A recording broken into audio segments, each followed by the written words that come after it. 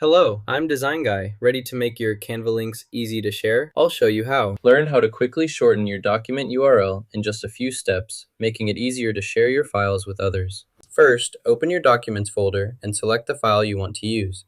We'll be shortening its link next. Click the Share button, then select Copy Link. Choose Copy Private Link if you want a link restricted to specific users. The link will be automatically copied to your clipboard so you can easily share it wherever you need. Go to google.com and search for tinyurl. Click on the tinyurl website link. This service will help you shorten long URLs, making them easier to share or remember. To shorten your link, start by pasting the link into the provided field using Ctrl-V. Once your Canva link appears, locate and click the Shorten Link button.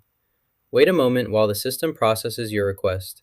Your shortened link will be generated and displayed, ready to copy and share as needed for your project. This is the new link we created. Click the Copy button to copy the link and share it easily. Paste the link into your browser to access it, or share it with friends through your favorite social media. Here's how you quickly shorten your links. Follow these simple steps to get started right away. Now you can shorten your Canva document links easily. Hit like and subscribe for more handy Canva tips.